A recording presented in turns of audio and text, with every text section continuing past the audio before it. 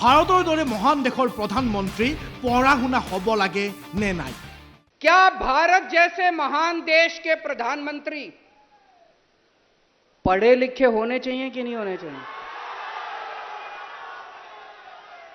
जिसको लगता है प्रधानमंत्री पढ़े लिखे होने चाहिए हाथ खड़े करें। ये कैमरे वाले जरा दिखा दीजिए कि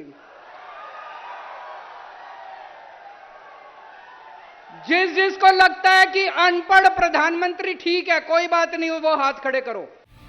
একবিংশ শতিকাৰ ভাৰতৰ যুৱক যুৱতীয়ে বিজ্ঞান আৰু প্ৰযুক্তিবিদ্যাত বিশ্বাস কৰে। তেওঁলোকে ভাৰতৰ উন্নয়ন বিচাৰে। ভাৰতৰ উন্নয়ন কেৱল পঢ়া শুনা কৰা প্ৰধানমন্ত্ৰীহে কৰিব পাৰে। 21वीं सदी का युवा एस्पिरेशनल युवा है। वो विज्ञान में विश्वास करता है, वो साइंस में, टेक्नोलॉजी में विश्वास करता है।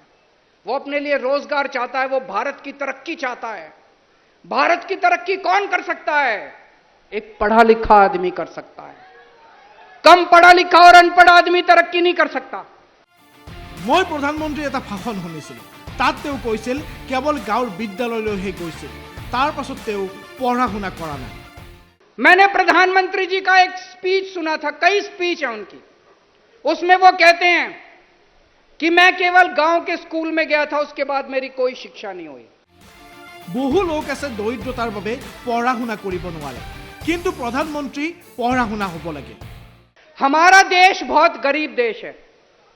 हमारे देश में किसी का अनपढ़ होना, किसी का कम पढ़ा लिखा होना कोई गुनाह नहीं है।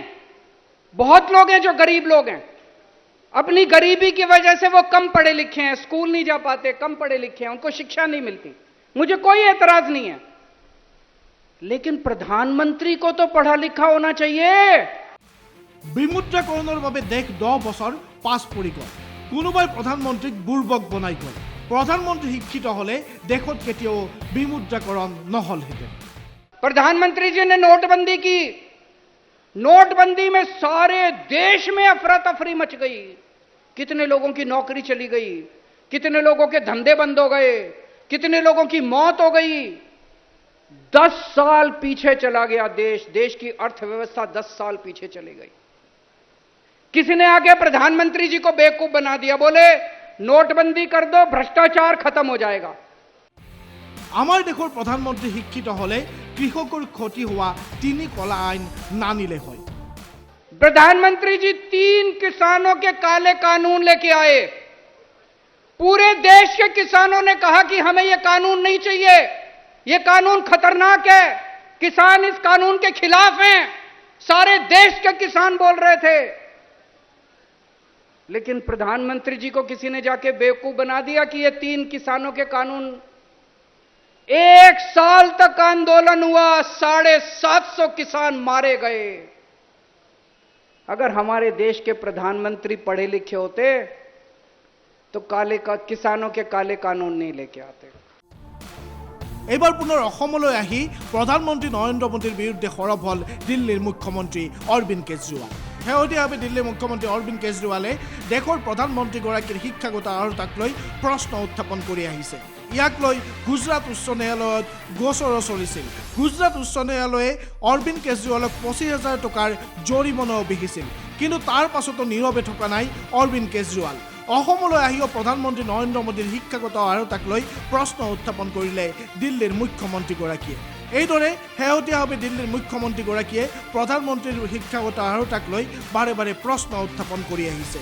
গুৱাহাটীৰ সোণাৰাম হাইস্কুল খেলপথাৰত অনুষ্ঠিত হোৱা বিশাল জনসভাত অংশগ্ৰহণ কৰি পুনৰবাৰ প্ৰধানমন্ত্ৰী নৰেন্দ্ৰ মোদীৰ শিক্ষাগত অৰ্হতাক লৈ প্ৰশ্ন উত্থাপন কৰিলে অৰবিন্দ কেজৰিৱালে। অৰবিন্দ কেজৰিৱালে এনেদৰে বাৰে বাৰে প্ৰধানমন্ত্ৰীৰ শিক্ষাগত অৰ্হতাক লৈ প্ৰশ্ন উত্থাপন কৰাৰ আঁৰত কি ৰহস্য আছে তাক লৈ এতিয়া প্ৰশ্ন উত্থাপন হৈছে। तो भारत देश को एक पढ़े लिखे प्रधानमंत्री की जरूरत है। अगली बार वोट डालने जाओ तो पढ़े लिखे को वोट देना, अनपढ़ को वोट मत देना। आप अपनी कहीं कंपनी में अप्लाई करते हो तो कंपनी वाले कहते हैं ना, इस पोस्ट मैनेजर के लिए, इस पोस्ट के लिए ये डिग्री चाहिए, एमबीए चाहिए, बीए चाहिए, एमए चाहिए। तो अगर अपनी कंपनी के मैनेजर के लिए बीए, एमए, एमए, एलएलबी की डिग्री चाहिए, तो देश के टॉप के मैनेजर के लिए भी तो डिग्री होनी चाहिए ना, वो भी तो पढ़ा लिखा होना चाहिए ना।